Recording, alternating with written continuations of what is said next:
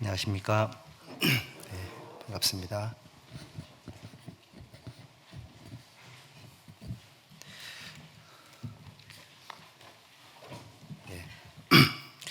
찬양해 주신 중고동부 감사합니다. 가사처럼 살고 있겠죠. 예, 그렇게 살지 않아도 찬양해 준 것만으로도 우리 아마 부모님들은 좋아하실 겁니다. 아까 그 사진 속에 나오신 분들은 오늘 그냥 넘어가면 안 되겠죠. 보니까 앞 밑에 맛있는 거 많이 팔던데 중고동부 한참 많이 먹을 때인데 혹시 배고파서 사춘기가 더 심해지지 않도록 신경을 써야 되겠습니다. 감사드리고요. 우리 함께 기도하고 시작하겠습니다. 기도하겠습니다. 자비로우신 아버지 하나님 감사합니다. 죄 가운데 태어나 하나님 앞에 원수로 살아가던 불쌍한 죄인들 진리의 말씀 안으로 인도해 주시고 하나님의 살아계심을 알게 역사해 주셔서 예수님께서 흘려주신 은혜로운 보혈로 우리를 영원한 멸망과 형벌의 구덩이에서 구원해 주신 것 감사합니다. 또 이 땅에 남은 시간 하나님의 영광스러운 말씀 안에 살게 역사해 주시고 또 사랑하는 가족들에게, 사랑하는 주변 친척들에게, 또 사랑하는 친구들에게, 우리가 알고 있는 모든 사람들에게 하나님의 생명의 복음을 전할 수 있도록 우리를 세워주시고 또 인도해 주시고 함께 해주시는 것 감사드립니다. 주님 오시기 얼마 남지 않은 이 마지막 시대를 살아가는 저희들 하나님의 말씀으로 더욱 일깨워 주셔서 이 땅 위의 삶의 목적을 더욱 분명히 할 수 있도록 도와주시고 또 때마다 일마다 함께 하셔서 하나님 안에 살아가는 삶의 은혜를 잊지 않고 살 수 있도록 인도해 주시고 주님 앞에 섰을 때에 잘하였도다 착하고 충성된 종아라는 칭찬과 존귀와 영광을 얻을 수 있도록 우리 모두를 인도해 주시기를 또 간절히 부탁을 드립니다. 또 주일을 맞이해서 한 자리에 모였습니다.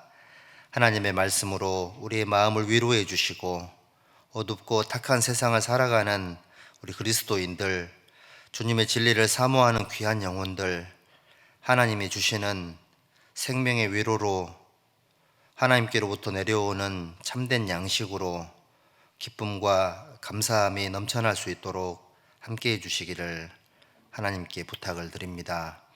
또 가정의 달인 5월을 맞이해서 가정의 소중함과 가정을 세워주신 하나님의 은혜를 생각하는 귀한 시간들로 인도해 주시고 생명으로 연결해 주신 소중한 가족 안에서 하나님 주시는 은혜를 마음껏 누릴 수 있도록 역사해 주시고 구원받지 못한 사랑하는 가족들에게 하나님의 생명의 복음을, 하나님의 사랑의 복음을 잘 전할 수 있도록 우리 모두를 귀하게 또 사용해 주시기를 간절히 부탁을 드립니다.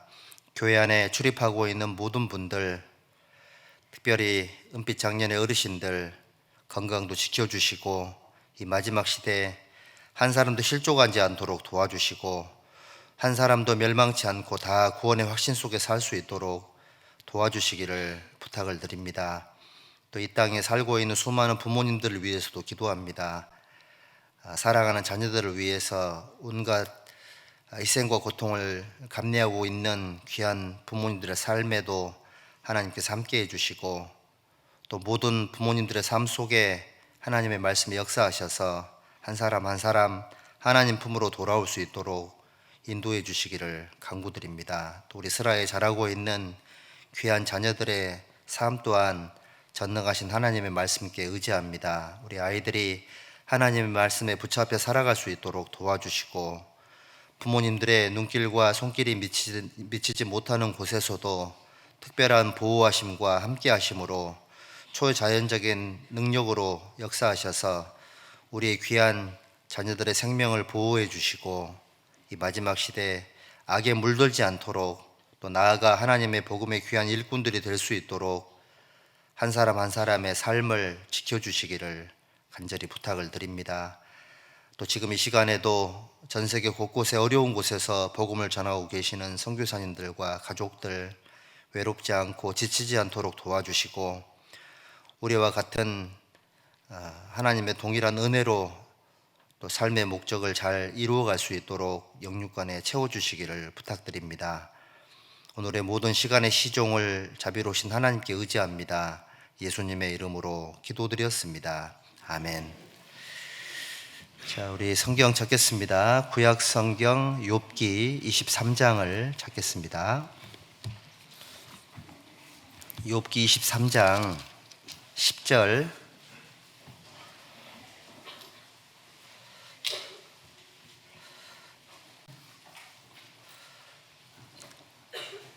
욥기 23장 10절 한 절만 천천히 같이 읽어 보겠습니다. 나의 가는 길을 오직 그가 아시나니 그가 나를 단련하신 후에는 내가 정금같이 나오리라. 예. 그 5월 달을 특별히 가정의 달이라고 얘기도 하고, 또 5월은 또 계절의 여왕이라 그래가지고 많은 사람들이 또 이번 5월 달에 결혼식을 많이 하죠. 또 어떤 사람은 또 5월을 잔인한 달이라고 하던데 그건 왜 그런지는 모르겠습니다. 어쨌든 5월 달은 또 특별히 가족들과의 만남이 필요한 날들이 여러 개가 있어서 관계의 소중함도 일깨우시고, 또 사랑하는 가족들이 구원을 받으면 다 좋겠지만 혹 더디 구원의 역사가 이루어지는 경우도 계실 거니까, 어쨌든 사랑하는 가족들이 있다는 것 자체는 소중한 거니까요. 구원 여부와 상관없이 그런 어떤 가족의 소중함을 일깨우는 그런 소중한 달들로, 그런 날들로 이번 달을 잘 보냈으면 좋겠다라는 생각이 듭니다. 자, 오늘은 여기 욥기 23장 10절에 우리 구원받은 그리스도인들의 길을, 나의 가는 길을 오직 하나님만 아시고, 또 우리 하나님 앞에 살아가는 그 날 동안 구원받은 그리스도인의 삶 속에는 단련이라는 것이 있다라고 기록이 되어 있죠. 그리고 왜 단련이라는 것이 필요하냐? 우리 속에는 죄악된 본성이 있고, 또 삶 속에 하나님 앞에 필요 없는 찌꺼기들이 많아서 삶 가운데 수많은 어려움과 고난을 통과해야지만 불순물들이 제거가 되고 정금처럼 나오게 된다라고 말씀을 하셨습니다.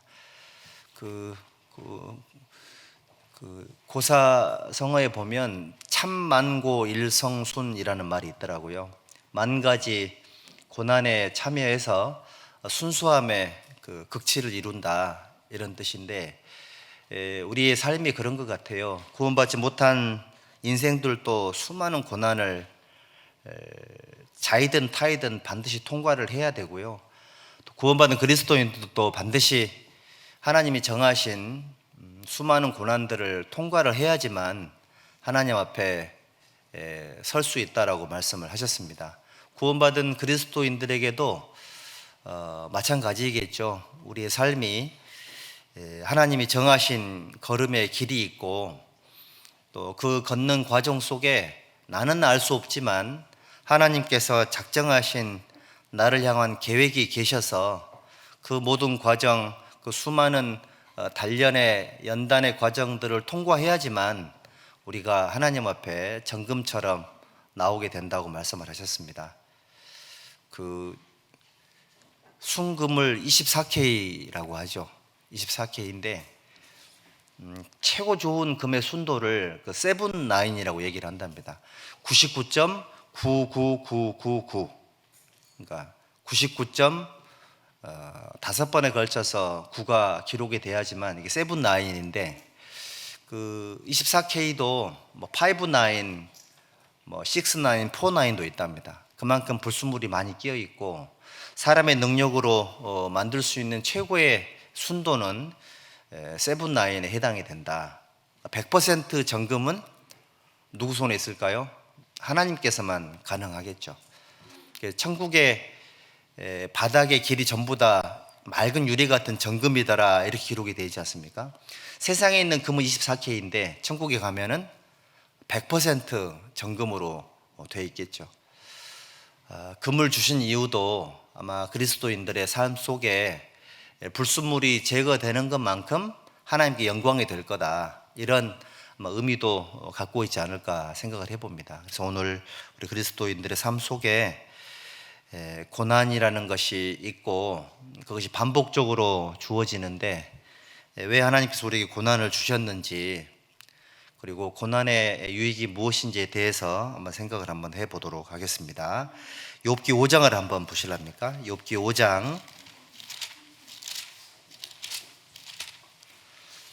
5장 7절.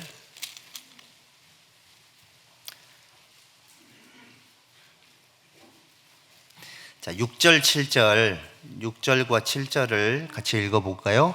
재앙은 티끌에서 일어나는 것이 아니요 고난은 흙에서 나는 것이 아니라 인생은 고난을 위하여 났나니 불티가 위로 나름 같으니라.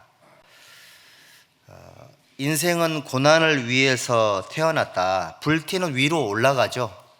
불티가 위로 올라가는 것이 자연의 이치이고 법칙인 것처럼 인생 속에 일어나는 수많은 고난과 어려움들은 그거는 순리이고 어쩔 수 없는 현상인 거다, 이렇게 말씀을 하셨습니다. 우리 인생들은 고난을 위해서 태어났고 고난을 겪어야지만 철이 들고 또 고난을 겪으면서 구원의 길로 우리가 또 인도함도 받습니다. 수많은 그리스도인들의 구원의 간증 속에 보면 자기에게 그 가정에 어려움이 없었으면 구원받기 어려웠을 거다. 또 어떤 사람들은 자기가 병이 들지 않았으면 구원받기 어려웠을 거다. 또 어떤 사람들은 사업이 망하지 않았으면 구원받기 어려웠을 거다. 또 어떤 사람들은 막 너무 힘들어가지고 자살하려고 하는 분도 계시잖아요. 그 인생의 그 마지막 그 죽음까지도 자기가 생각해보지 않았다면 구원받기 어려웠을 거다, 이런 분들도 계시죠. 어떤 분들은 또 그런 고난이 가중이 되고 계속해서 불행들이 닥쳐서 이제 삶 가운데 그 소망이라는 거 전혀 없이 살다가 하나님을 만나서 구원받은 분들도 계십니다. 우리 인생에게는 고난이라는 것이 필수적으로 주어지는 건데 왜 그렇게 된 거냐? 인생은 고난을 위해서 태어났다. 불티가 위로 나름과 똑같은 거다, 이렇게 말씀을 하셨습니다. 예레미야 애가도 한번 볼까요? 예레미야 애가 3장도 한번 보십시다. 예레미야 애가 3장 33절.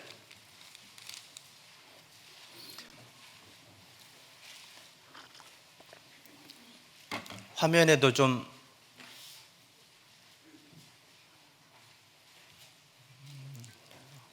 올려주시고요. 33절에 보시면 주께서 인생으로 고생하며 근심하게 하심이 본심이 아니시로다, 이렇게 기록이 되어 있죠. 그 고통의 문제라는 부분에 대해서 수많은 사람들이 하나님께 의구심을 품고 있고 사랑의 하나님께 수많은 사람들이 질문하는 내용이 바로 이겁니다. 사랑의 하나님은 왜 인생들의 고통을 주셨는가? 실제로 C.S. 루이스라는 사람도 고통의 문제라는 책에서도 이제 그런 문제를 다루고 있던데, 하나님께서 불의하셔서 우리 인생들에게 고통을 주셨냐? 하나님께서 뭔가 그리스도인들을 괴롭히려고 고통의 문제를 허락하셨냐? 이런 의문들이 굉장히 많죠.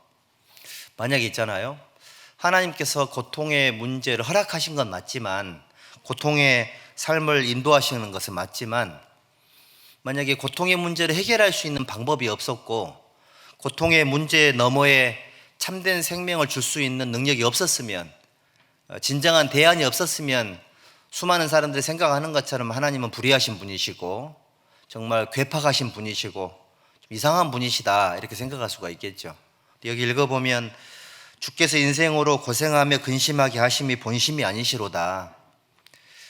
성경을 통해서 엄밀하게 따져보면 우리 인생들이 고생하며 고난을 겪으며 고통을 받는 이유는 하나님께서 그렇게 하신 것이 아니고 우리 인생들이 그거를 자초한 거죠. 우리 인류의 대표인 아담이 하나님이 정하신 선을 세게 넘었죠. 땅에 있는 모든 것들을 정복하고 다스리되 선악을 알게 한 나무의 실과를 먹지 말아라. 그거는 뭐냐면 아담에게 하나님이 모든 걸 주셨지만 한 가지 선을 정하신 거예요. 그게 뭐냐면 하나님은 창조주이시고 사람은 피조물이다. 모든 걸 하나님 주시는 어떤 그런 범위 내에서 누릴 수 있고 가질 수는 있지만 하나님이 정하신 선을 넘어서는 안 되는 거다. 피조물이 교만해서 하나님의 영역을 침범해서는 안 되는 거다. 아담이 범죄하게 되었고 결국은 아담의 범죄로 말미암아 우리 인생들은 질병의 문제, 고통의 문제, 먹고 사는 문제,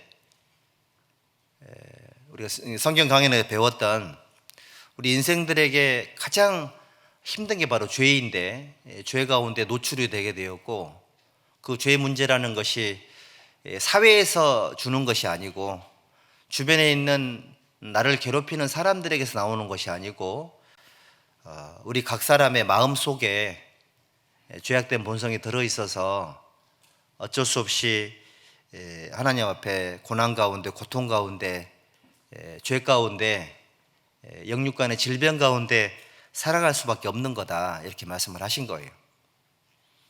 결국은 보면은 그 독은 독으로 다스린다라는 얘기도 있죠. 사실 우리가 먹고 있는 음식들도 일정 부분 독이 들어있다고 합니다. 그런데 그거를 우리 몸이 이길 수 있는 힘이 있고 독을 누르고 좋은 영양분들을 이렇게 간수할 수 있는 능력이 우리 몸속에 있어서 그게 영양분이 되는 거거든요. 마찬가지로 우리 삶 가운데 고난과 고통은 일정 부분 독소와 같은 역할을 하죠. 그런데 그 고통이 없었으면 하나님을 찾기가 어려웠을 거예요. 수고하고 무거운 짐을 지고 살지 않았으면 하나님을 찾는 마음이 사람들에게 없었을 거라고요. 왜냐하면 우리 인생들은 타락하게 되었고 타락한 결과 어떤 그 삶 속에 하나님의 개입이 없으면 하나님께서 정하신 어떤 그런 인도하심이 없으면 구원받기가 거의 어렵거든요. 그래서 삶 가운데 어려움이 많은 사람들, 심령이 가난한 사람들, 삶 가운데 애통하는 사람들이 구원받기가 쉽고 그런 사람들이 천국에 들어갈 수 있는 마음으로 인도가 되는 거예요. 부자가 천국에 들어가는 것이 얼마나 어렵냐면 낙타가 바늘길을 통과하는 것보다 더 어렵다. 낙타가 바늘길 통과하는 거 쉬워요, 어려워요?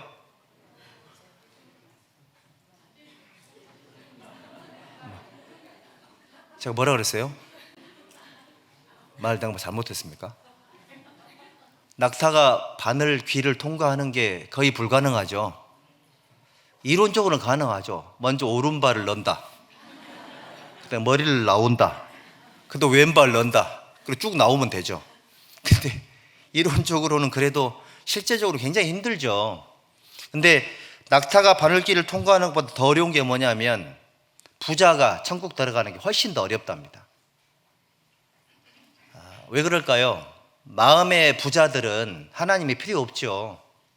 하나님이 없이도 문제가 없으니 하나님의 존재에 대한 필요성을 느낄 수 없으니까 하나님을 찾는 마음도 없고요. 그런 사람들에게 죽음 너머의 문제, 영원한 생명의 문제 아무리 얘기해봐야 잘 귀에 안 들어가죠. 참 우리는 고집이 있어서가 아니고요. 우리가 뭔가 인격에 문제가 있어서 그런 것이 아니라 인생은 고난을 위해서 난나니 불티가 위로 나름 같으니이다. 이게 이제 사람에게 주어져 있는 어쩔 수 없는 그런 한계 같은 것 같아요. 그래서 우리는 그 구원받기 전까지 수많은 실수들을 반복을 했고 또 알고도 잘못된 길을 걷기도 했었고 또 본의 아니게 병에 걸리기도 했었고 또 본의 아니게 관계가 끊어지기도 하고 또 본의 아니게 인생이 망하는 어떤 그런 감정도 느껴보기도 했었죠. 근데 그런 것이 없었으면 구원받을 수가 있었을까요? 구원받기가 어려웠을 거예요. 그래서 구원받은 그리스도인들 안에는 가난한 사람들이 많은 거예요. 뭐가 가난할까요? 심령이 가난한 사람들이 굉장히 많아요. 그리고 실제로 육신적으로도 가난한 사람들이 많아요. 우리 시대도 보면 그 미국과 서구를 중심으로 해가지고 선진국들이 형성이 돼 있죠. 그런데 선진국에서 구원을 많이 받을까요? 가난한 사람들이 구원을 많이 받을까요?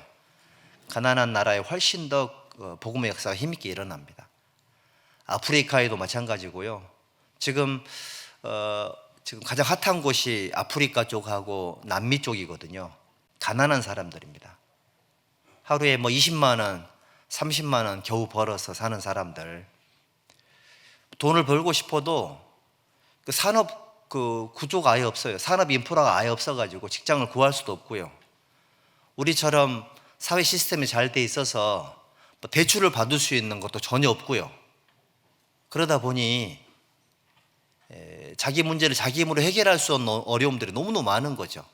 그런 나라에 마음이 가난하고 육신적으로 너무너무 어려운데 그럴수록 하나님을 찾는 마음들이 순수하고요. 그럴수록 마음이 가난한 사람들이 많아서 구원의 역사가 더욱 힘있게 일어나는 것 같아요. 그분들이 구원을 받으면 그렇게 좋아하시더라고. 한마디로 인생의 역전 현상이 구원을 받은 이후에 사람들에게 일어나는 것이 틀림이 없는 겁니다. 사실은 우리는 뭐 아프리카나 남미에 살고 있지는 않지만 사실 우리가 지금이야 뭐 잘 먹고 잘 사는 그런 나라가 되었고, 우리가 사실 그 코로나 전까지만 해도 대한민국 사람들이 우리나라가 선진국이다라고 생각한 적이 한 번도 없었잖아요. 지금은 어때요? 한국 선진국이에요, 아니에요? 잘 모르세요? 한국 사람들은 잘 모르는데 많은 나라들이 대한민국을 선진국에 껴줘요. 그렇게 인정해가는 그런 분위기가 있어요. 실제로 그렇기도 하고요. 한국 사람들을 가장 무서워하는 게 뭐냐면 할 수 있는데 모르는 척 한답니다. 할 수 있는데 모르는 척 하고 있고 능력이 있는데 아무것도 없는 것처럼 그렇게 산대요. 근데 상황이 생기면 만들어낸답니다. 근데 그것이 어느 날 갑자기 이루어진 그런 힘이 아니거든요. 우리는 진짜 가난한 시절을 거쳤고, 물론 제가 이런 말할 자격이 있는지 모르겠지만 우리 여기 앞에 계시는 우리 인생의 선배님들, 우리 기성세대의 어려움을 거치신 우리 은장의 어르신들이 아마 일궈놓으신 그 피와 땀들이 있었기 때문에 지금 우리나라가 선진국 방향에 들어간 것 같아요. 우리나라는 신기하게도 수많은 국민들이 가난과 고통을 거기에 좌절하지 않고 그 수많은 어려움들을 사랑하는 가족들을 위해서 이제 피땀을 흘려가지고 모든 상황들을 이겨내신 분들이 굉장히 많잖아요. 그렇다 보니까는 사회적인 전반적인 분위기가 어려움이 닥칠수록 더 힘을 내고 어떻게든 문제를 해결해 보려고 노력하는 것이 우리 대한민국 사람들에게 있는 좋은 국민성 중에 하나인 것 같아요. 제가 보통 우리는 문제가 생기면 전부 해결하려고 하잖아요. 답답한 걸 두고 못 보는 게 우리인데, 제가 많이 나가보진 않았지만 동남아시아나 남미 쪽에 몇 번 가보니까 이런 게 있더라고요. 이거는 분명히 개선을 해야 되고 너무 답답한 거고 꼭 고쳐야 될 것 같은데 정작 살고 있는 사람들은 그럴 필요성을 전혀 못 느끼더라고. 제가 이제 작년에 필리핀 갔었잖아요. 필리핀 갔었는데 어떤 일이 있었냐면은 그 차 2대가 그 대형 쇼핑몰에 들어갔어요. 운전하는 형제님 2명이서 이제 우리가 나왔을 때 보통 주차비를 내야지 나올 수 있잖아요.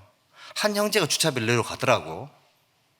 제가 그걸 봤거든요. 그래서 우리 같으면은 한 사람이 갔으면 보통 이제 옆에 있는 그 차도 주차비를 걱정을 할 거 아니에요.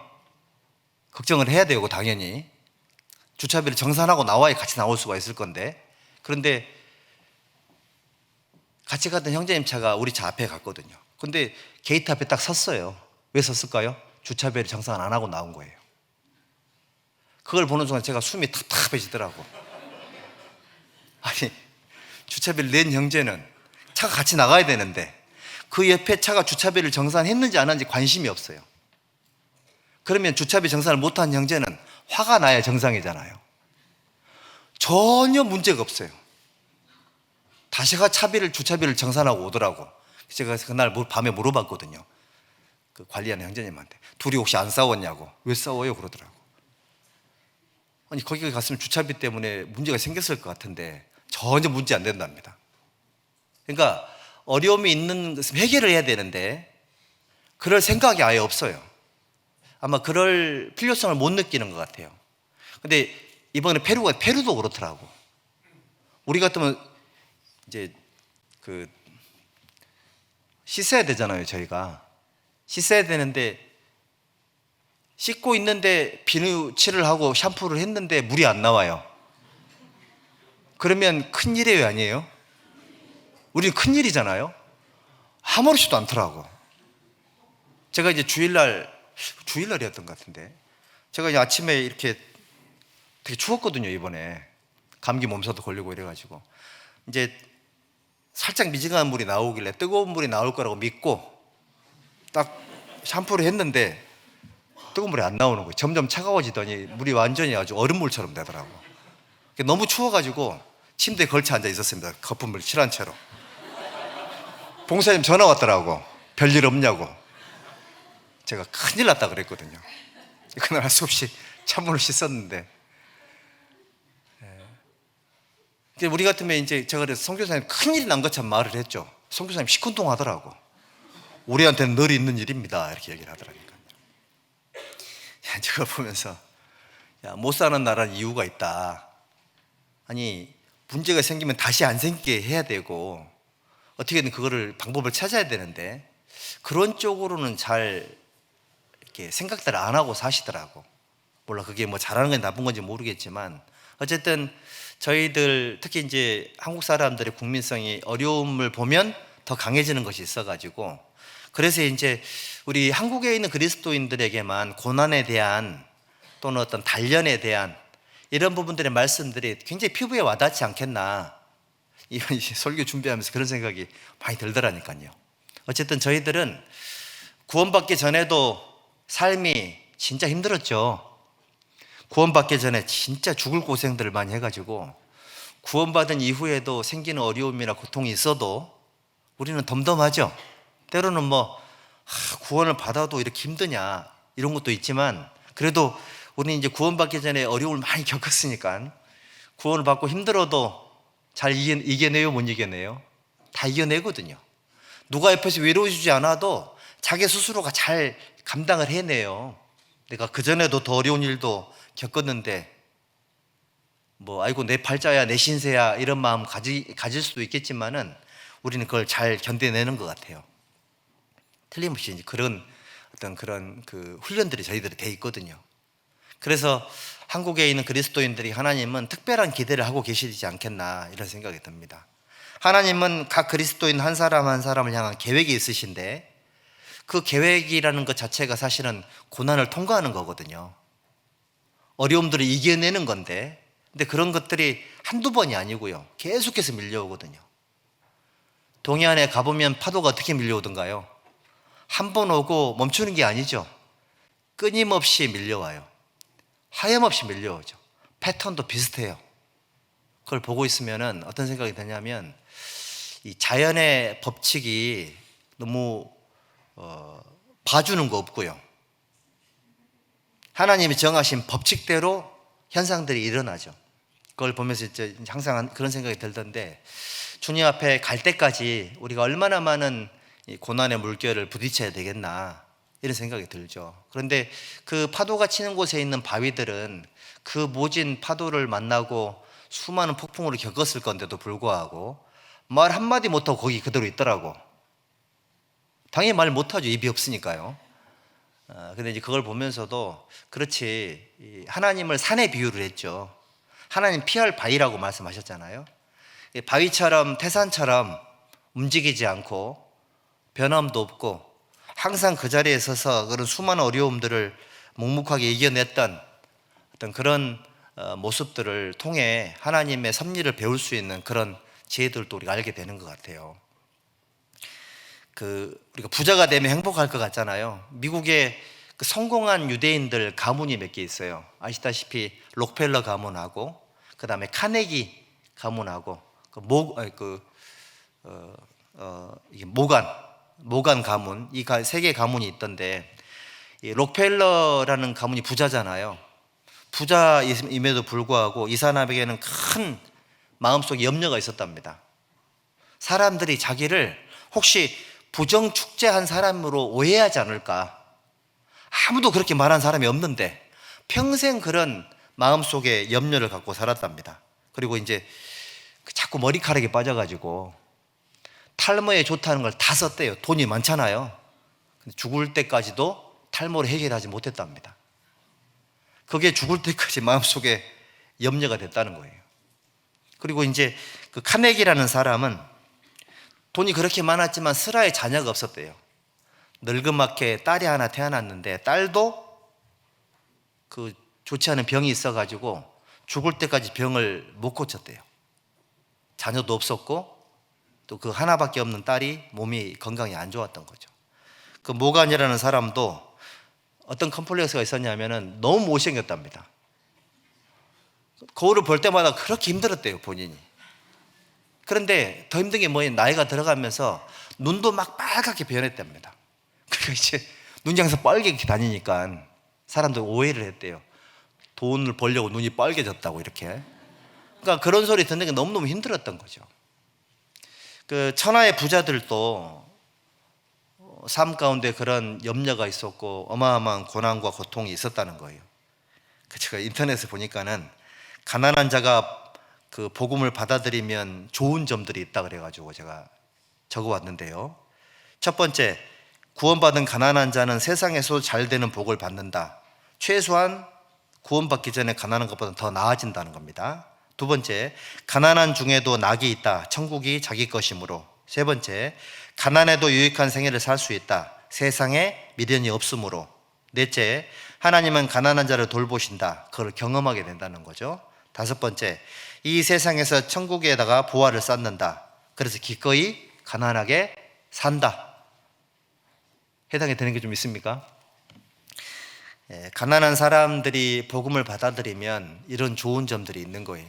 우리는 사실은 가난함 때문에 많은 고난을 겪었죠. 수많은 어려움을 우리가 겪었는데 그것 덕분에 우리가 구원을 받게 된 겁니다.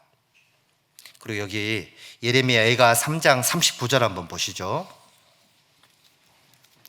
39절 같이 읽어보죠. 살아있는 사람은 자기 죄로 벌을 받나니 어찌 원망하랴. 그렇습니다. 구원받은 그리스도인들에게는 기본적으로 삶 가운데 이런 문제가 있죠. 사람들이 고난을 겪는 이유 중에 하나가 죄 때문이다. 사람은 자기 죄로 벌을 받나니 어찌 원망하랴. 여러분들 가운데 삶의 어려움이 닥칠 때도요, 거의 대부분의 원인은 본인의 죄악된 그 삶 때문에 고난이 오는 경우들이 많아요. 40절, 우리가 스스로 행위를 조사하고 여호와께로 돌아가자. 마음과 손을 아울러 하늘에 계신 하나님께 들자. 그러니까 고난을 단축시킬 수 있고 고난의 원인을 파악을 할 때에 항상 자기의 죄악된 본성을 살필 것, 이걸 얘기하는 겁니다. 우리가 구원을 받았지만 여전히 경제적으로 어려움이 많고요. 구원을 받았지만 죄악된 본성 때문에 여전히 고난을 겪을 가능성이 상당히 많다는 겁니다. 그리고 또 구원받은 그리스도인들의 어려움이 생기는 또 이유가 뭐냐면은 구원받지 못한 사람들의 형통함을 보면 마음에 문제가 많이 생긴다고 해요. 여기 예레미야 한번 보십시다. 예레미야 12장에 예레미야도 이런 마음의 갈등이 있었던 겁니다. 12장 1절.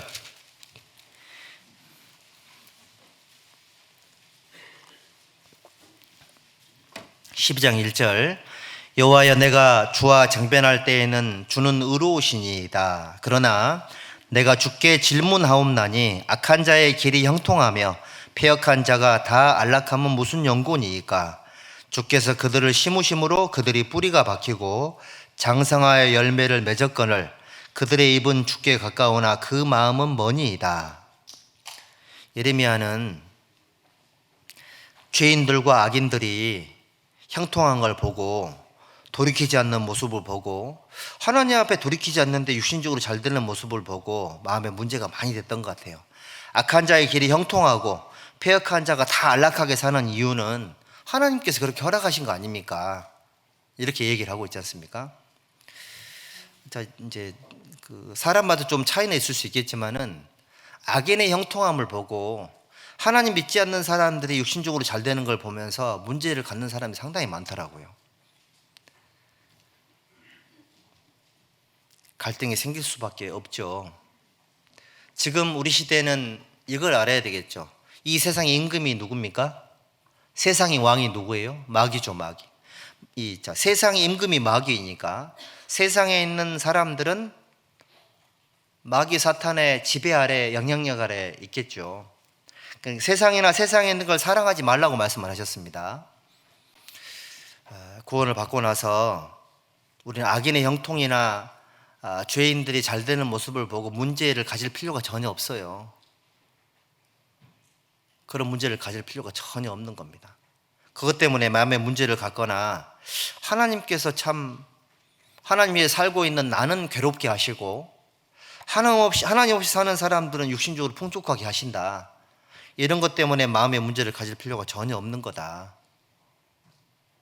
사실은 우리가 보는 것과는 또 다른 모습이 있을 수 있거든요.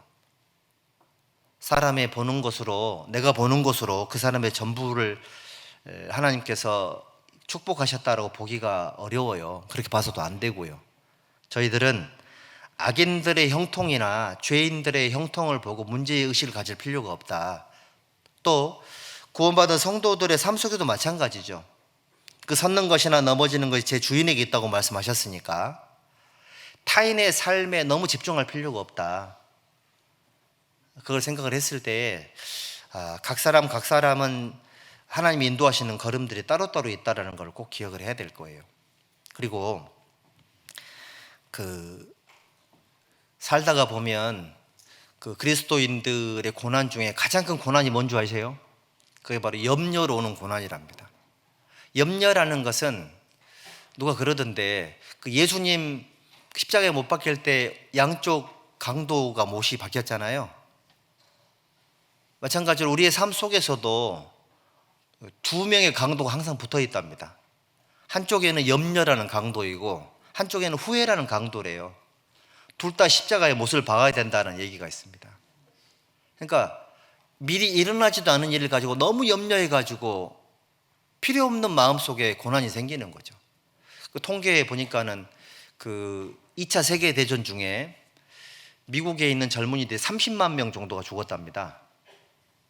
그런데 그 기간 동안에 아들을 군대에 보내놓고 너무 염려하고 불안해가지고 심장병으로 죽은 부모들이 100만 명이래요. 책에 돼 있더라고, 그렇게. 그거 보니까 그렇게 돼 있더라고요. 그러니까 전쟁에 죽은 사람보다 염려와 불안 때문에 죽은 사람이 훨씬 많았다는 거죠. 구원받는 그리스도인들도 필요 이상의 염려로 필요 없는 고난을 스스로 자초하는 경우도 있을 거다. 또 이제 후회라는 것도 마찬가지죠. 후회. 충분히 할 수 있었음에도 하지 못한 것들에 대한 후회. 충분히 내가 인지를 하고 있었는데 실천하지 못한 것들에 대한 후회. 아니면 전혀 알지 못해가지고 놓친 기회들에 대한 후회. 이런 후회들이 가장 사실은 삶을 힘들게 만드는 것 중에 하나래요. 일본의 호스피스 병동의 전문의였던 오츠 슈이치라는 사람이 죽을 때 후회하는 23가지라는 책을 썼잖아요. 말기암 환자들에게 가장 고통스러운 것은 암 때문에 오는 고통이 아니랍니다. 삶에 대한 후회가 가장 고통스러운 거라고 그 책에 보면 그렇게 나오거든요. 우리 그리스도인들도 고난을 겪는 이유 중에 하나가 심리적인 요인들도 많을 거예요. 필요 이상의 염려, 또 순종하지 못한 것들에 대한 후회, 또는 알고도 행동으로 옮기지 못했던 것들에 대한 후회, 그런 것들이 우리 삶을 가로막고 있는 그런 어떤 고난 중에 하나일 수도 있어요. 여기 염려는 습관이고 질병이다. 거의 대부분의 전문가들이 그렇게 말을 합니다. 여기 폴 티니어 박사라는 분이 염려를 물리칠 수 있는 실제적인 7가지 지침을 얘기를 했는데, 첫 번째가 뭐냐면은 주님께 영광을 돌리고 우리 삶의 목적을 바로하고 매일매일 살아가야 된다. 염려를 이길 수 있는 방법은 삶의 목적을 분명히 하고 나를 구원해 주신 하나님께 영광을 돌리는 것을 첫 번째 삶으로 살아야 된다. 두 번째는 하나님 말씀을 날마다 묵상하고 말씀을 적용하는 데 최대의 노력을 다하다 보면 염려를 다스릴 수 있다. 세 번째, 마음에 쓴 물을 없애야 된다. 원한이나 유감, 자신에 대한 실망감, 그런 것들을 십자가에 못 박고 다시 그런 감정이 일어나지 않도록 자기 마음을 잘 다스려야 된다. 네 번째, 가족이나 친한 친구들과 좀 더 친밀하게 살도록 노력해야 된다. 대부분의 염려와 걱정은 가정 문제에서 비롯이 된답니다.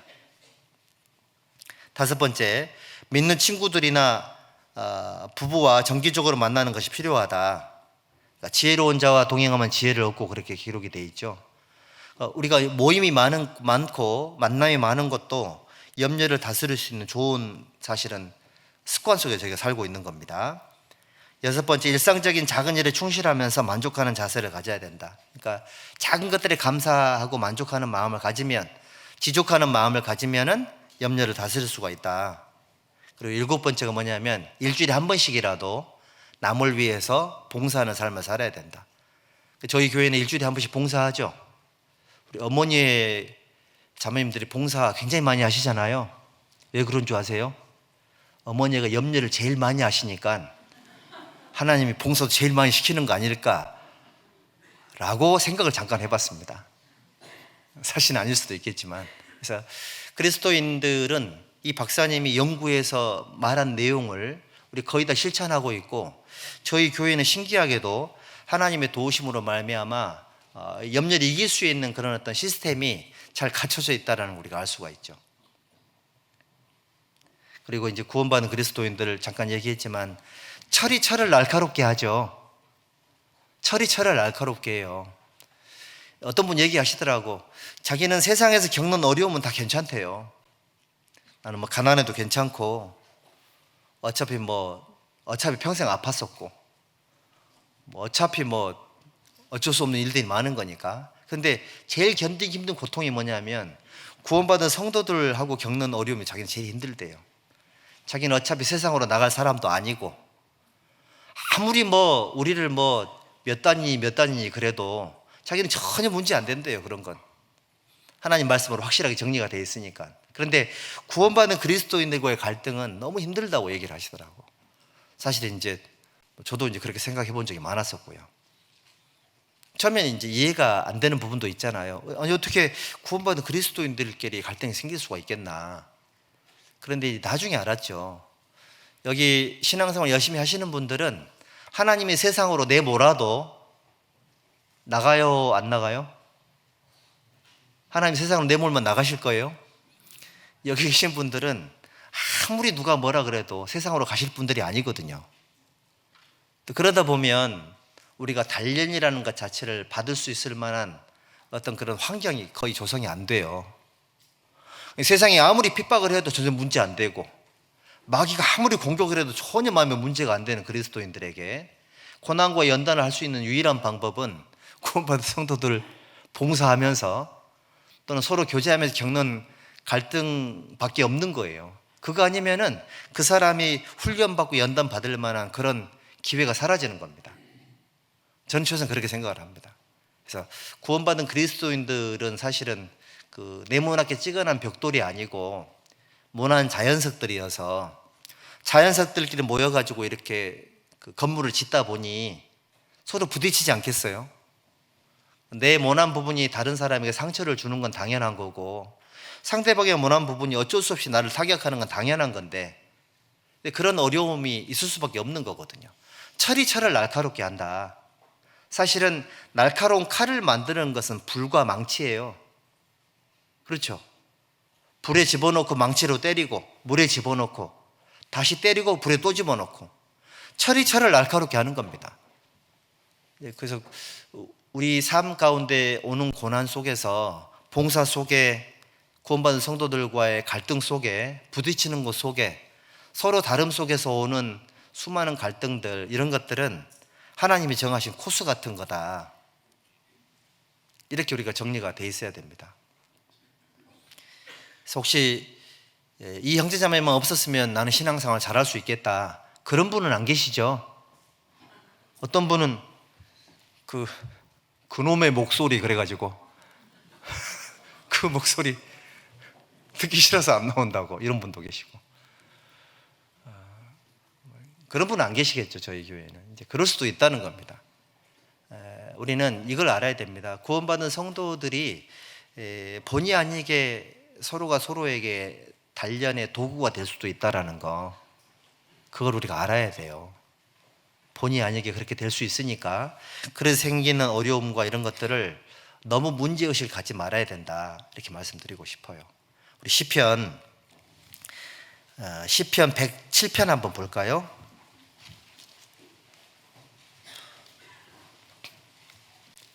시편 107편 10절 12절 함께 읽어보죠. 사람이 흑암과 사망의 그늘에 앉으며 곤고와 쇠사슬에 매임은 하나님의 말씀을 거역하며 지존자의 뜻을 멸시함이라. 그러므로 수고로 저희 마음을 낮추셨으니 저희가 엎드러져도 돕는 자가 없었도다. 사람이 흑암과 사망의 그늘에 앉으며 곤고와 쇠사슬에 매임은 하나님의 말씀을 거역하고 하나님의 뜻을 멸시했기 때문에 그런 거다. 그래서 하나님은 수고로 저희 마음을 낮추셨다. 고난을 통해서 구원받은 그리스도인들의 마음을 강제로 낮추시는 거죠. 구원받은 성도들이 구원을 받았지만 고난을 통해서 마음을 낮추지 않으면은 하나님께 복을 받을 수가 없어요. 그러니까 우리 형제자매님들, 가난 때문에 고통이 오거나 봉사하면서 어려움이 생기거나 또 내게 있었던 여러 가지 자기 십자가가 해결되지 않아 가지고 생기는 어려움이 주어졌을 때에, 이것은 나를 낮추시기 위한 하나님의 사랑의 손길이구나, 이렇게 마음을 정리하시는 것이 하나님 앞에 합당한 태도인 겁니다. 그리고 빌립보서 4장도 한번 보십시다. 빌립보서 4장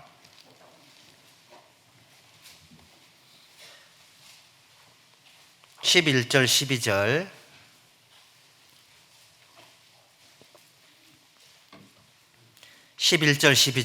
여기도 함께 읽어보죠.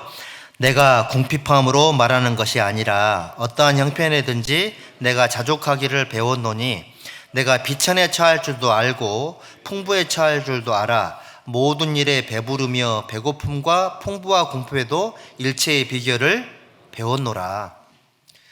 고난이라는 것은 이런 거죠. 궁핍함으로 말하는 것이 아니다. 어떠한 형편에든지 뭘 배운다고요? 자족하기를 배우는 거다. 어떠한 상황이나 어떠한 형편에도 우리는 하나님 앞에 감사함과 만족이라는 것을 배우기 위해서 반드시 고난을 통과해야 되는 거다. 지족하는 마음이 없으면 늘 마음속에 염려와 불안과 후회로 가득 차겠죠. 욕구불만으로 가득 찬 그리스도인, 보기 좋을까요? 세상에 있는 사람들은 욕구불만에 아주 특화된 사람들이죠. 그러니까 눈빛에 안정감이 없잖아요. 그런데 그리스도인들은 작은 것에도 만족하고 심지어는 고난과 징계에도 만족하고 감사하는 사람들이 있다 보니, 지족하는 게 훈련된 사람들이다 보니 얼마나 그 삶이 평화로워 보이고 눈빛이 안정적이고 그 말이 따뜻하고 그렇잖아요. 그러니까 우리 그리스도인들이 고난을 통해서 지족하는 연습을 해야 되고 배워야 된다. 지족하는 마음이 없으면 우리 삶이 평강이 없을 거예요. 고난을 통해서 지족하는 마음을 잘 배우시고 훈련을 하셔야 돼요. 실제로 미국에서 어떤 여자가 신문 광고를 냈답니다. 내 남편을 양도함, 골프에 미친 남편임, 골프 세트도 하나 주고 개도 한 마리 주겠다고 광고를 냈는데 4명에게 답이 왔답니다. 첫 번째, 이혼 후에 후회했다. 남편이 있는 곳으로 감사해라. 한 사람. 이혼 후에 아이와 함께 힘들었다. 또 한 사람. 이혼 후에 외롭고 힘든데 걔만 가져가면 안 되겠냐. 한 사람. 그리고 한 사람은 골프에 미친 것보다 바람 피우는 게 훨씬 더 나쁜 거니까 그냥 만족하고 살아라. 한 사람. 이렇게 답이 왔답니다. 보통 우리 형제님들은 아내에게 바라는 게 없죠. 아니, 대부분은 그렇더라고. 바라는 게 거의 없거든요. 근데 자매님들은 제가 아무래도 이제 우리 어머니 자주 만나다 보니까 엿들은 건 아닌데, 근데 보면 대체적으로 이렇게 남편에게 바라는 게 너무 많아. 평생을 하여튼 바라더라고. 그러다 보니까는 형제들 모이면 아내에 대한 불만 거의 얘기 안 하거든요. 생각이 없어서 그런 건지 모르겠지만 어쨌든 우리는 말을 거의 안 해요. 근데 자매님들 보면은 의외로 불만족한 부분들에 대한 너무너무 많더라고요. 자매님들 기분 안 나쁘죠?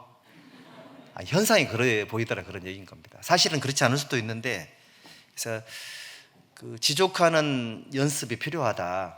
지족하는 연습. 물론 다 다르겠죠. 그만큼 아내들이 남편을 사랑하고 남편만 바라보는 그런 마음이 커서 좋은 마음으로 이제 그런 마음을 갖는다는 건 우리가 알고 있습니다. 근데 어쨌든 자칫 잘못하면, 지족하는 마음이 없으면 불만으로 표출이 될 수 있고, 구원받은 그리스도인들이 불평과 원망을 하게 되면 누가 좋아할까요? 마귀가 좋아하게 되고요. 자칫 잘못하면 틈을 타게 되고, 또 자기 남편을 이렇게, 또는 자기 아내를, 또 내게 주어진 상황들을 하나님 은혜로 여겨야 되는데 자기가 불행하다라고 여길 수 있는 소지가 있을 수도 있거든요. 지족하는 마음을 갖는 것이 고난을 겪는 그리스도인들에게 필요한 삶의 태도인 거죠. 그리고 여기 고린도후서 1장도 한번 보십시다. 고린도후서 1장에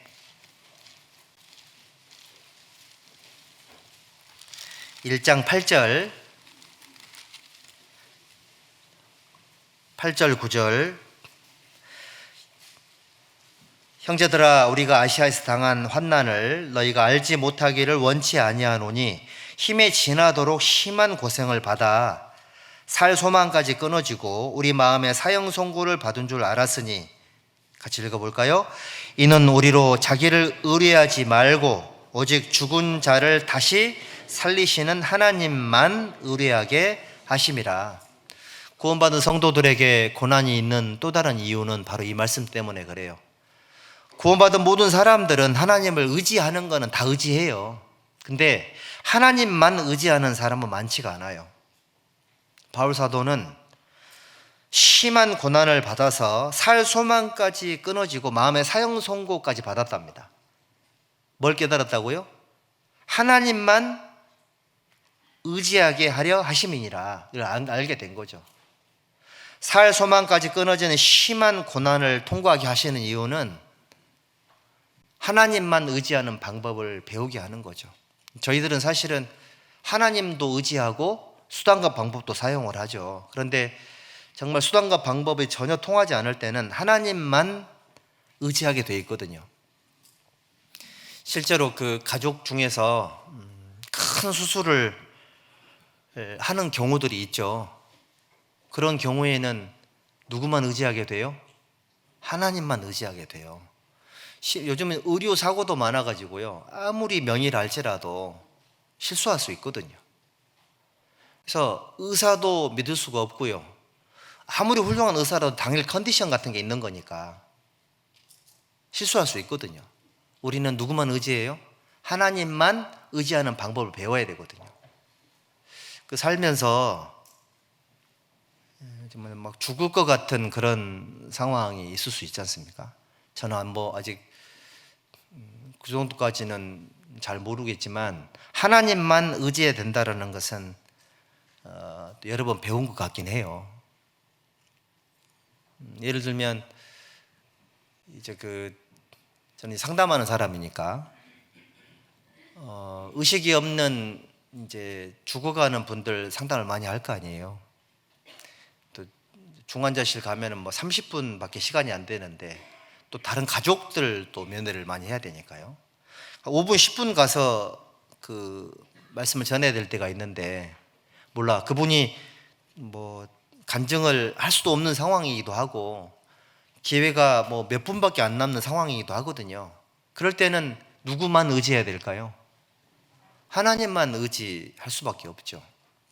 그리고 이제 그 하도 병원 상담을 많이 다니다 보니까는 그 어떤 분은 돌아가시기 바로 직전에 그 특유의 냄새가 나는 분들이 많이 계시더라고요. 제가 이제 그런 냄새를 조금 이제 감지하면 알겠더라고요. 딱 상담을 하다 보면 이제 귀에 가까이 얘기를 해야 되잖아요. 그러면 그런 냄새가 확 올라오는 분들이 많이 계셨어요. 이분은 얼마 못 살겠구나. 이번이 마지막일 수도 있겠다. 여지없이 그렇게 되더라니까요.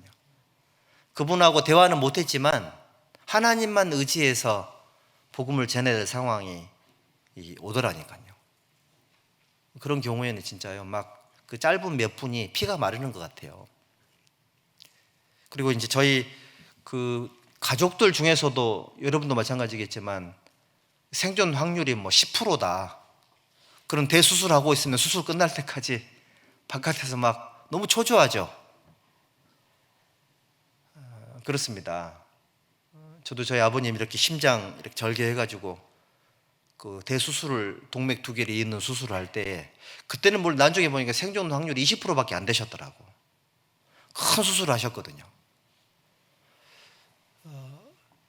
하나님만 의지하는 그런 어떤 그런 경험들은 구원받는 그리스도인들에게 정말 소중한 경험이기도 해요.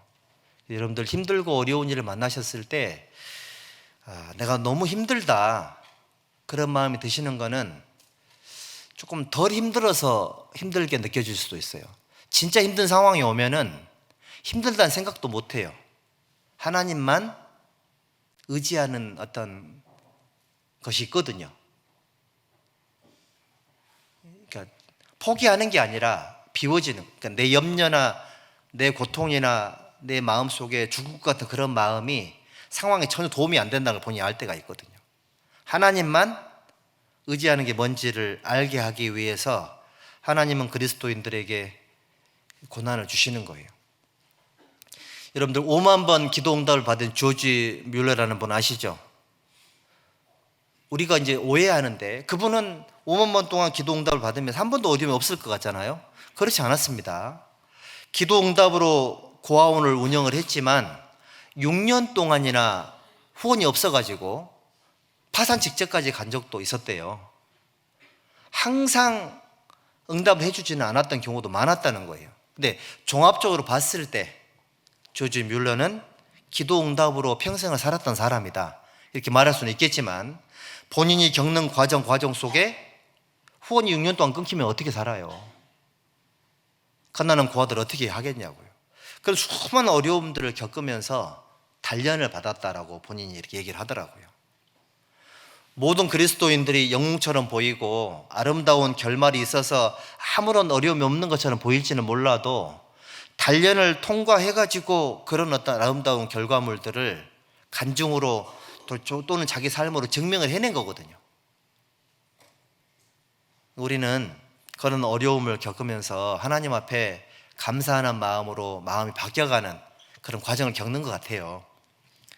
욥기 36장 한번 보실까요? 욥기 36장에 36장 8절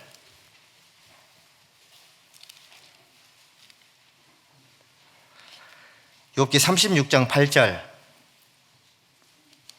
혹시 그들이 누설에 매이거나 환난의 줄에 얽혔으면 그들의 소행과 허물을 보이사 그 교만한 행위를 알게 하시고 그들의 귀를 열어 교훈을 듣게 하시며 명하여 죄악에서 돌아오게 하시나니 만일 그들이 청종하여 섬기면 형통이 나를 보내며 즐거이 해를 지낼 것이요.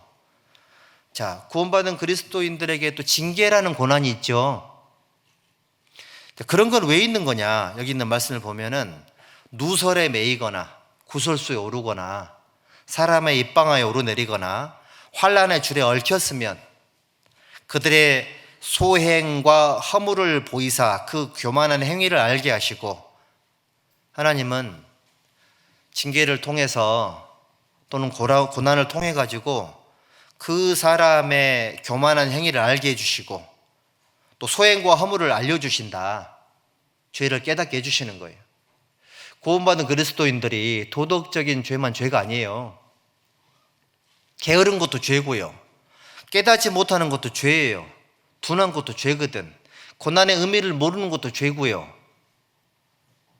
그걸 징계를 통해 가지고 그걸 알게 하나님 해주시는 거예요. 그리고 귀를 열어서 교훈을 주시고 이유를 알게 해주시는 거예요. 하나님은 확실한 대안이 있으시니까, 그러니까 훨씬 더 좋은 제3의 길이 있으시니까 얼마든지 고난과 징계와 고통을 허락하신다, 이런 뜻이죠. 우리 그리스도인들이 사실은 고난을 겪지 못하면은, 징계를 받지 않으면은 우리는 굉장히 교만하게 살 거예요. 하지만 우리는 삶 가운데 자기가 하나님 앞에 교만한 사람을 깨닫고 죄인임을 깨닫고 살면서 결국은 하나님 앞에 겸손한 사람으로 사는 삶의 축복을 우리가 알게 되는 거죠. 그리고 구원받는 그리스도인들이 겪는 애매한 고난도 있죠. 애매한 고난. 구원받은 성도들은 주님 앞에 가는 그날까지 고난을 받으라 그랬습니까? 편하게 살라 그랬습니까? 고난 받으라 그랬잖아요. 당연한 게 온 겁니다. 당연한 게 온 거고 올 게 온 거예요. 고난 가운데 있다는 얘기는 무슨 얘기냐면 지금 내가 잘 살고 있다는 증거예요. 살면서 본의 아니게 또는 타인에 의해서 또는 본인의 실수로 말미암아 사업이 실패할 수도 있고요, 또 구설에 매일 수도 있고 또 욕을 먹을 수도 있어요. 그러면서 우리가 뭘 깨달을까요? 나는 구원받은 죄인이구나라는 걸 깨닫고요, 나는 어리석은 게 많은, 약점이 많은 사람이구나라는 우리가 알 수가 있는 거죠. 그래서 하나님 우리에게 고난을 주시는 겁니다. 구원받은 그리스도인들이 고난이 없으면 영광도 없어요. 고난받지 못한 사람에게 무슨 영광이 있겠습니까? 그래서 지금 우리가 잠시 받는 환난에 경한 것이 지극히 크고 영원한 영광에 중한 것을 우리에게 이루게 하매니, 우리의 돌아보는 것은 보이는 것이 아니고 보이지 않는 것이라고 하셨는데, 보이지 않는 걸 바라면 고난받는 가운데 하나님의 도우심을 바라면서 잠잠히 기다리는 것이 가장 좋은 선택이죠. 우리는 구원받은 이후에 만상형통할 거다 오해하면 안 돼요. 예수님께서 세상에 오셔서 고난받고 간 세상에 우리가 어떻게 편하게 살 수가 있겠어요? 당연히 고난받는 것이고 정해진 코스를 가는 거다. 고난에 참여하는 것으로 기뻐하라 그랬잖아요. 많은 그리스도인들이 그렇게 얘기를 하더라고요. 구원을 받고 나서 애매한 고난이 있다고 하더니 이게 그건가 보다고. 내가 구원받는 게 틀림없는 것 같다고. 좋아하시더라고. 근데 조금 지나고 나면 좋기도 한데 쓰기도 하죠. 쓰기도 하죠. 굉장히 씁쓸한 것이 나죠. 근데 아시다시피 씁쓸한 나물이 몸에 좋다잖아요. 인삼도 그렇고 두릅도 그렇고, 그렇죠. 고난 가운데 겪는 어려움들이 그 맛은 씁쓸하지만 우리 신앙생활에는 굉장히 도움이 된다는 것을 하나님께서 우리에게 알게 해주시는 거예요. 그래서 시편 한번 보십시다. 시편 119편 71절. 그래서 이제 이런 구절이 우리에게 은혜가 되는 것 같아요. 119편 71절.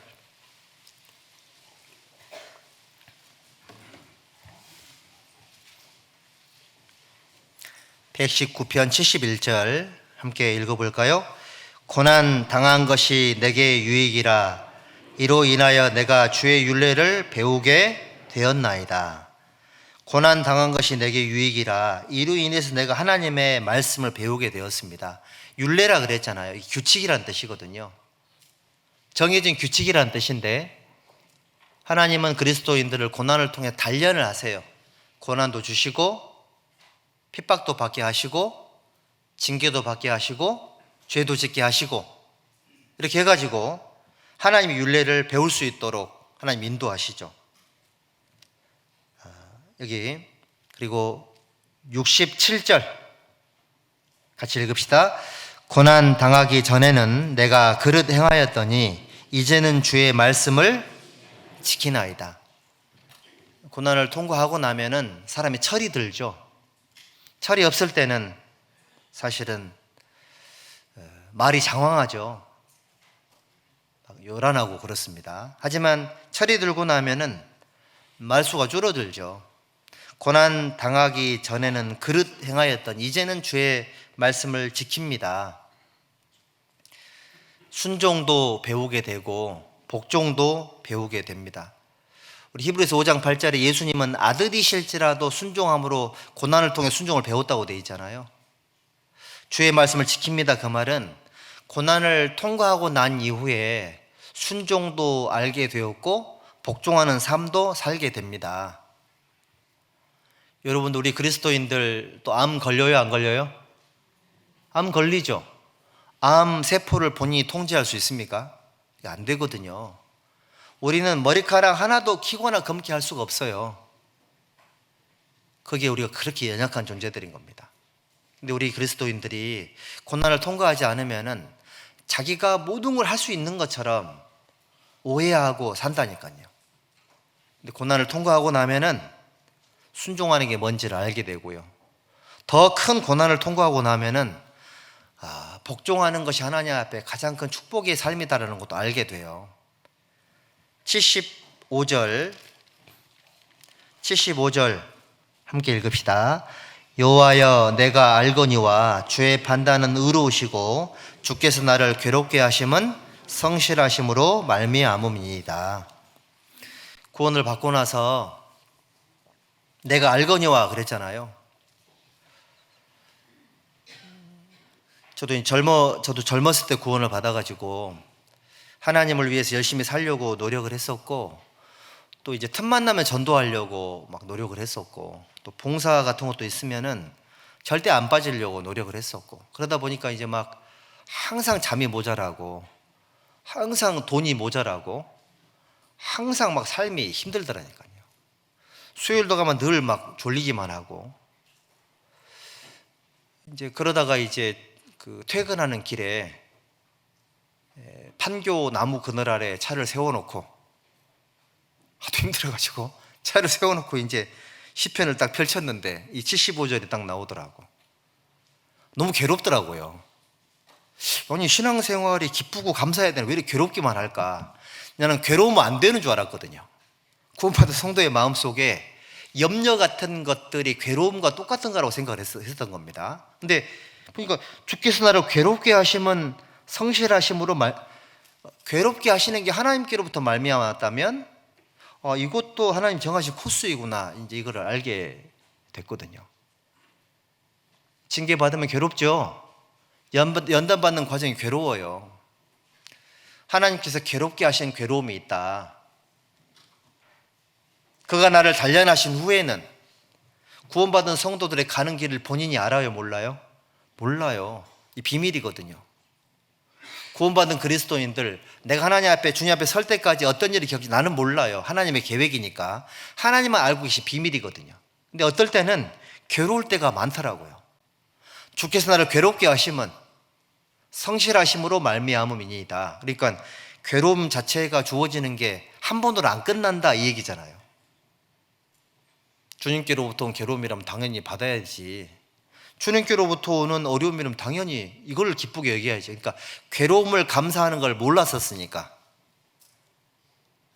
곤란하고 괴로운 것이 나쁜 거라고만 생각을 했었으니까 힘들기만 했었던 건데, 주님이 나를 괴롭게 하신 이유가 성실하십니다. 그러니까 네가 아무리 힘들고 어려워해도 하나님이 포기해요, 안 해요? 하나님은 눈 하나 깜짝하지 않으시더라고. 그런즉 내게 작정하신 것을 이루실 것이라, 그에게는 이런 일이 많이 있느니라. 욥기 23장 14절에 기록이 되어 있습니다. 하나님께서 내게 작정하신 고난의 시나리오, 하나님이 계획이 계실 거 아니에요? 하나님 절대 포기하지 않거든요. 왜? 그게 나에게 유익이 될 걸 아시니까요. 그래서 우리에게 고난을 허락하시고 괴로운 상황 속에 있지만 눈 하나 깜짝하지 않는 거예요. 성실하심이라는 것이 계속해서 나라는 사람에게 주어져 있는 거다. 하나님 이렇게 말씀하셨어요. 여러분들, 그래서 신앙생활은 왜 이렇게 괴로울까? 그 괴로운 원인이 하나님의 섭리이고 계획이라면 그 괴로움이 있지만 그 가운데 기뻐하고 감사하는 어떤 그 은혜를 이렇게 깨달으면 되게 좋아요. 그리고 고린도전서 10장 한번 보시죠. 이 구절이 참 우리에게 은혜로운 구절인데 10장 13절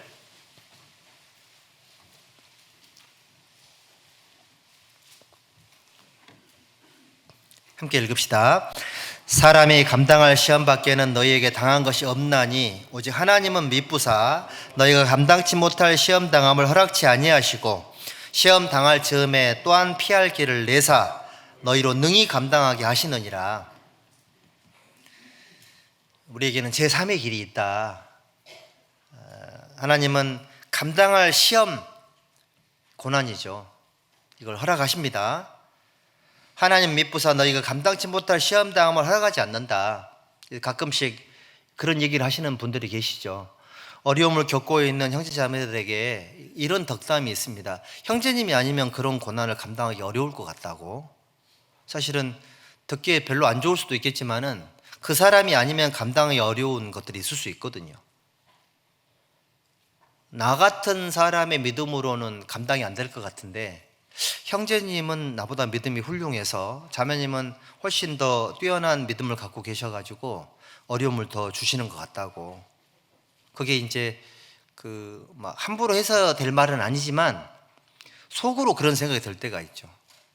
저도 이제 그런 거 많이 느낄 때가 있거든요. 그러니까 우리는 남의 괴로움에 참여할 수가 없으니까. 그러니까 내가 경험하지 못했던 큰 고통을 겪는 분들이 계시거든요. 뭐 말씀을 듣고 있던 부모님이 돌아가신다든지, 평생을 교회 안에 열심히 살았는데 사랑하는 가족이 구원받지 못하고 돌아가신다면 얼마나 영적으로 회의감이 생기겠어요. 그런 고통 안 겪어봤잖아요. 그런 고통을 겪은 사람에게 함부로 막 위로할 수 있어요? 입을 열지 않는 게 제일 좋은 지혜거든요. 그리고 사랑하는 가족이 구원받지 못하고 먼저 죽음을 건너간 사람에게 막 위로하려고 덤비면 안 돼요. 본인이 안 겪어봤잖아. 뭘 어떻게 위로할 수가 있어요? 그냥 가만히 있으면 돼요. 함부로 막 입을 떼는 게 아니거든요. 가족의 불행을 겪어본 적이 없으시잖아. 어떻게 막 가서 이 얘기를 해요? 가정이 파탄이 났다든지 겪어보지 않은 일을 함부로 가서 말을 하면 안 되거든요. 우리는 사실은 어떤 경우에는 그 사람만 겪을 수밖에 없는 그런 어려움이 있어요. 속도 모르고 좀 보니까 공주님처럼 잘한 것 같다고. 근데 알고 보니 그 자매님은 다른 사람들이 전혀 생각도 못한 그 고통스러운 삶을 살았거든, 어릴 때부터. 지금 모습 보면서 막 그렇게 함부로 말을 해버리면 안 된단 말이에요. 이해되시죠? 그래서 우리는 뭐가 있냐면 각 사람마다 분량이라는 것이 있어가지고 믿음이 좋고 나쁘고를 떠나서 분량이라는 게 있는데 그거를 우리가 함부로 이렇게 개입을 하거나 섣불리 위로를 하려고 하지도 말아야 된다. 각 사람을 인도하시는 분 누구실까요? 하나님이 인도하시는 거예요. 그래서 여기 있는 말씀처럼 모든 사람들은 감당할 시험만 받을 수도 있고요, 또 감당치 못할 시험도 받는 경우도 있어요. 그런데 피할 길을 주신다고요, 안 주신다고요? 피할 길을 주시는 거예요. 나는 모르지만 피할 길은 하나님이 주시는 거예요. 본인의 입에서 그걸 깨닫고 간증하기 전까지는 우리는 기다려줘야 되고 조용히 기도하면 돼요. 이걸 잘못하면 어마어마한 상처를 줄 수도 있어요. 구원받은 성도들이 성도들을 어려움을 겪는 성도 도와준다고 했을 때 그냥 조용히 기도해주고 옆에 그냥 서 있는 것이 도와주는 것인 경우가 대부분이 많죠. 그렇지 않던가요? 그런 게 많이 있습니다. 타인의 고통과 괴로움에 참여하기가 어렵거든요.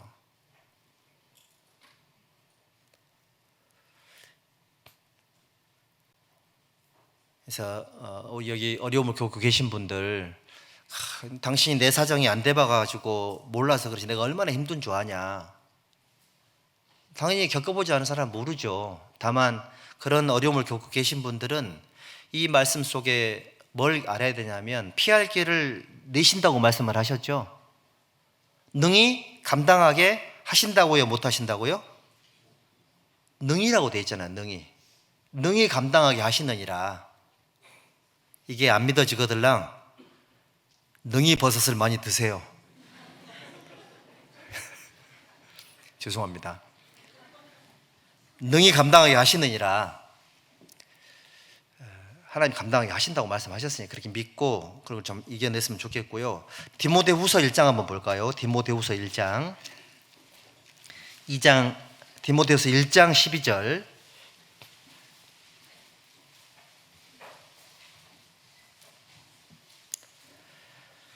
(1장 12절) 같이 읽읍시다. 이를 인하여 내가 또 이 고난을 받되 부끄러워하지 아니함은 나의 의뢰한 자를 내가 알고 또한 나의 의탁한 것을 그 날까지 저가 능히 지키실 줄을 확신함이라. 이런 구절들 보면 힘이 나죠. 고난을 받되 어떻게 하라고요? 부끄러워하지 말라고 돼 있죠. 고난을 받되 부끄러워하지 말고 피하지도 말고 하나님 앞에 정해진 코스를 간다라는 것을 알고 감사해야 됩니다. 그 날까지 저가 능히 지키실 줄을 확신하면이라. 바울사도는 이방인의 사도로서 하나님께 부탁을 받았죠. 근데 그 길이 너무 힘들고 어려워서 그 고난을 본인만 통과를 해야 되는 거잖아요. 바울사도처럼 사람에게 그 배신감을 많이 느끼고 바울사도처럼 사람에게 버림받는, 심지어는 구원받은 성도들에게도 이렇게 좀 혼자만 남겨지는 그런 강제적인 상황이 되게 많았다고 되어 있지 않습니까? 근데 이 사람은 그걸 부끄러워하지 않았고 그럴 때마다 하나님께 뭐 했다고요? 하나님께 기도했답니다. 하나님은 바울 사도에게 복음 전할 부탁을 하셨고 바울은 그거를 그 능력과 그 방법과 지혜를 하나님께 또 부탁을 하고 서로 부탁을 주고받는 사이가 된 거죠. 부끄러워하지 마시고요. 어떻게 하면 될까요? 하나님께 기도하는 것이 가장 소중하다. 그래서 고난 가운데, 고통 가운데 특히 이제 애매한 고난을 겪고 계신 분들이나 너무 어려움이 오랫동안 되시는 분들은 이거 꼭 권해드리고 싶어요. 기도를 좀 길게 할 필요성이 있어요. 길게. 하루 날 잡아가지고 공기 좋은데 아무도 없는 데를 가든지 이렇게 해가지고 몇 시간 동안이라도 쭉 기도하는 것이 되게 좋아요. 오래 기도하면 문제는 해결되지 않아도 정신이 맑아지고요. 하나님의 임재를 느낄 수가 있고 하나님의 인도하심을 내가 알 수가 있겠더라고요. 한두 시간만이라도 뭘 하든지 간에 꼭 무릎을 꿇고 2시간 기도하면 쥐나죠. 꼭 무릎을 꿇지 않아도 쭉 이렇게 기도하는 시간을 길게 가지면은 마음의 평강이 회복이 될 거예요. 그리고 그 하나님의 섭리를 우리가 이해하게 돼요. 그리고 여기 욥기 37장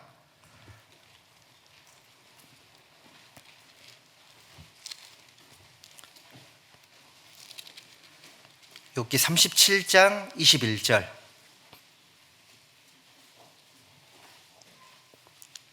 욥기 37장 21절 함께 읽어보겠습니다.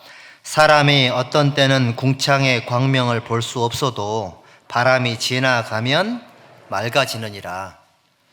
이 구절 너무 좋죠? 그 하늘에 구름이 껴있으면 태양이 안 보이죠. 근데 바람이 불고 구름이 지나가면은 맑아져요.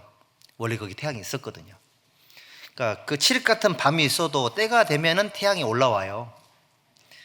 그러니까 다 지나가는 거다. 다 지나가는 거다라는 걸 우리가 기억을 해야 됩니다. 힘들고 어려운 시간들도 다 지나가는 거다. 이 세상 형적은 지나감이니라.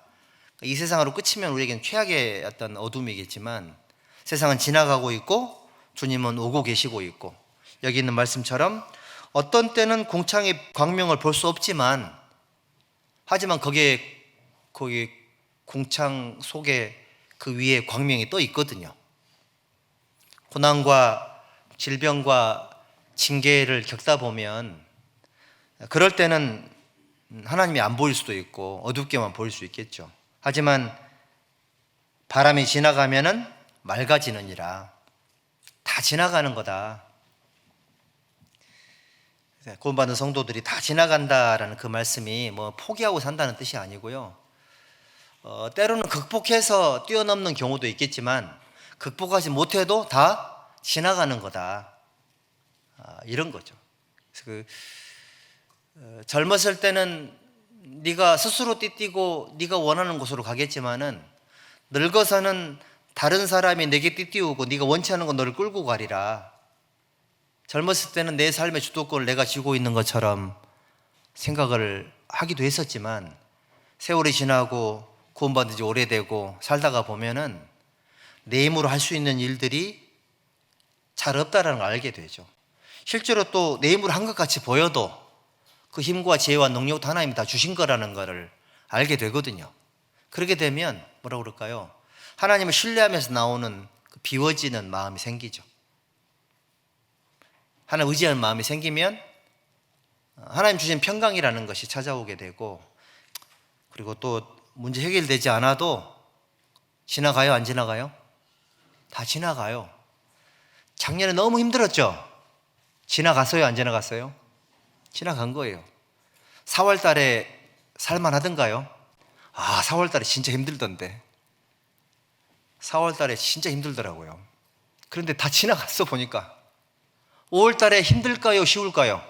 힘들죠. 우리 형제자매들 힘들죠? 먹고 사는 거 힘들죠? 11조도 막 줄던데. 힘드니까. 근데 지나갈까요, 안 지나갈까요? 다 지나가요. 지나간다는 겁니다. 힘들고 어려운 모든 상황들이 내가 뭐 믿음으로 감당을 하든 못하든 지나가고 있어요. 다 지나가는 겁니다. 그리고 내가 깨어있지 못한 삶을 살았다 할지라도, 구체적으로 내가 뭘 어떻게 할지는 몰랐다 할지라도 교회 안에 계셨고 복음이 증거되는 곳에 계셨잖아요. 올라가면 칭찬이 있어요. 성도들의 삶은 하나님이 이기신 삶을 살고 있는 거니까 우리는 사실은 주님 앞에 섰을 때 어떤 모습으로 살았든지 간에 좋은 기억만 남게 되는 거다. 천국에 가면은 칭찬과 존귀와 영광만 주어지는 거예요. 잘 버티시면 좋겠어요. 이겨낼 수 없으면은 버티면 된다. 다 지나가는 거예요. 하나만 더 봅시다. 23편 시편 23편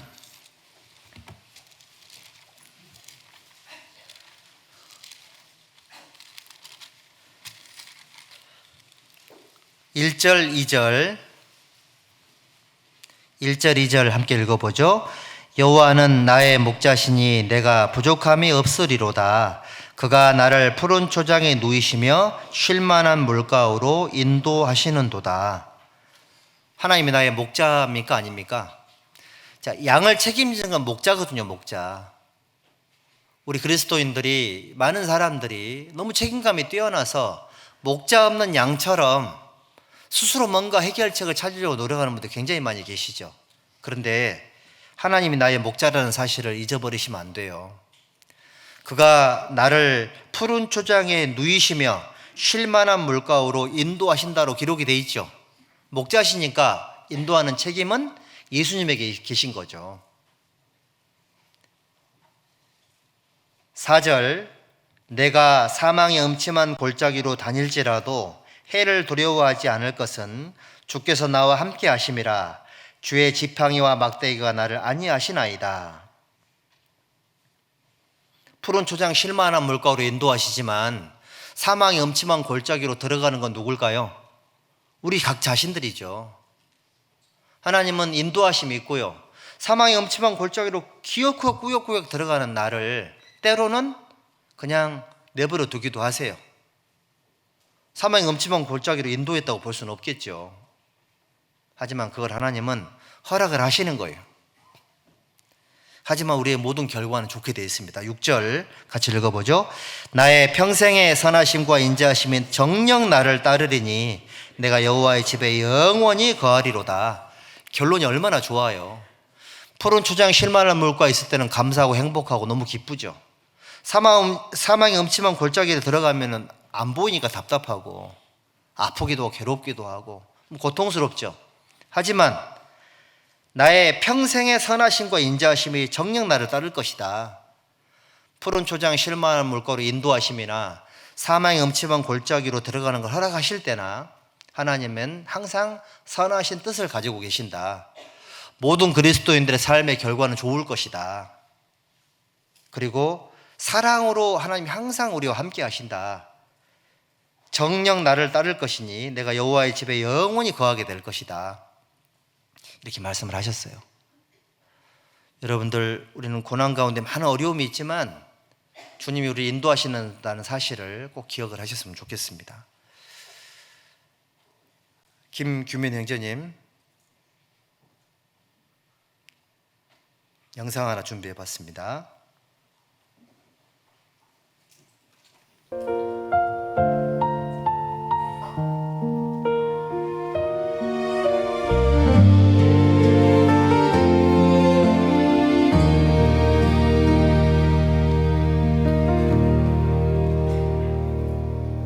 기도한 대로 이루어지지 않아. 왜 이런 길을 걷게 하시는지 물어도 침묵뿐인 하늘이지만 그래도 나는 믿어요. 내가 원한 길은 아니어도 더 선한 길로 인도하실 테니 그가 인도하시니 두려움 없네. 어둠 속에서도 평안해. 이해할 수 없는 이 순간에도 주님만 신뢰해. 그가 인도하시니 넘어지지 않아. 아픈 이 길의 끝에서도 선한 뜻 이루실 거야.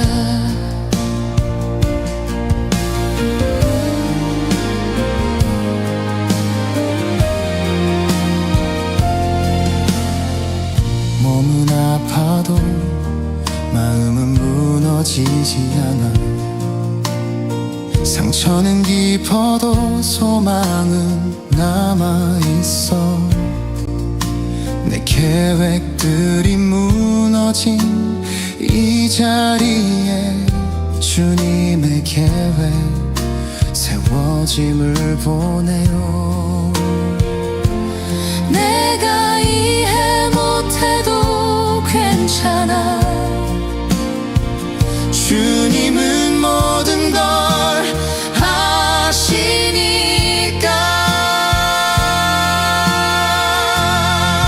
그가 인도하시니 두려움 없네. 어둠 속에서도 평안해. 이해할 수 없는 이 순간에도 주님만 신뢰해.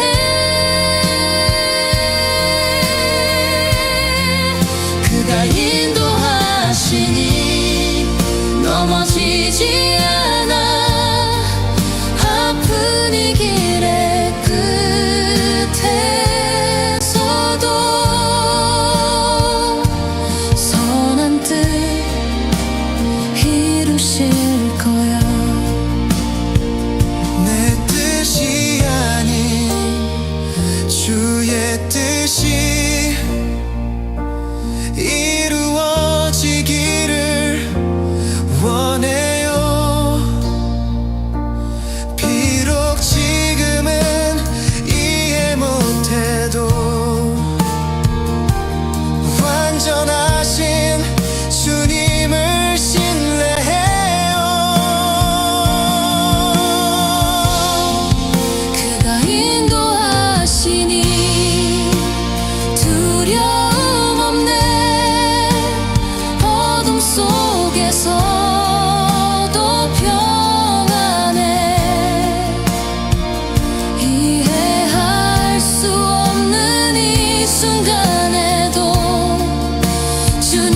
난 신뢰해.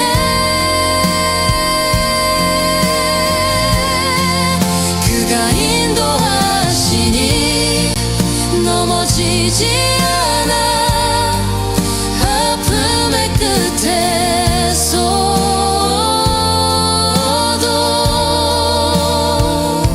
선한 뜻 이루실 거야.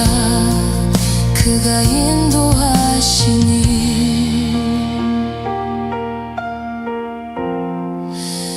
두려움 없네.